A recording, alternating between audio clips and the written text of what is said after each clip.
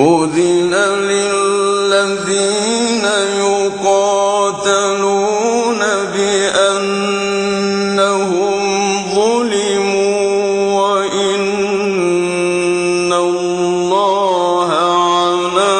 نصرهم لقدير